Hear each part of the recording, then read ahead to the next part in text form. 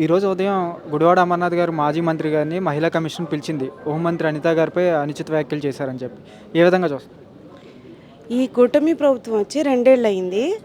అయితే ఈ 2 ఏళ్ల కాలంలో వాళ్ళు మహిళల మీద చేస్తున్న దాడులకు జవాబుదారీగా ఉండాల్సిన ప్రభుత్వం కనీసం స్పందించకుండా మహిళల మీద ఇన్ని అఘాయిత్యాలు జరుగుతుంటే, ఇన్ని అన్యాయాలు జరుగుతుంటే కనీసం స్పందించలేదు.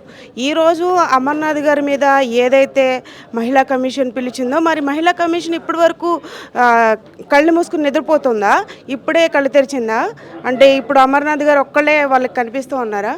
మరి కుప్పంలో చంద్రబాబు నాయుడు గారి అంటే అండర్లో ఉన్న కాన్స్టెన్సీలో మహిళ మీద అంత దారుణాతి దారుణంగా చెట్టుకి కట్టి హింసించి ఆవిడ ఈ బట్టలు కూడా తీసివేసి అంత దౌర్భాగ్యంగా ప్రవర్తిస్తే అప్పుడు ఈ మహిళా కమిషన్ ఏమైపోయింది? ఎక్కడ వెళ్ళిపోయింది? అప్పుడు కళ్ళు మూసుకుని ఉందా?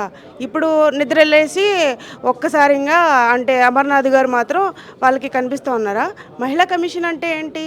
చట్టాన్ని పరిరక్షించే పొజిషన్లో ఉండి ఎక్కడైతే అన్యాయం జరుగుతుందో అన్యాయాన్ని అరికట్టాల్సిన కమిషన్గా ఉండి ఇప్పుడు ఏదైతే కూటమి ప్రభుత్వం ఉందో కూటమి ప్రభుత్వానికి కొమ్ము కాస్తూ ఏ సంబంధం లేని పర్సన్ తీసుకెళ్ళి ఒక్క మాటకి దాన్ని పరిగణనలో తీసుకుని ఇంత దారుణంగా బిహేవ్ చేస్తుంది.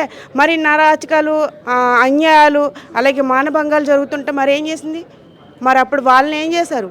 తీసుకెళ్ళి శిక్షిస్తూ ఉన్నారా? మాట్లాడుతూ ఉన్నారా? మహిళా కమిషన్ చేసేది ఏంటి? కూటమి ప్రభుత్వానికి అండదండలుగా ఉంటూ వాళ్ళు పెత్తనం చేయడానికా?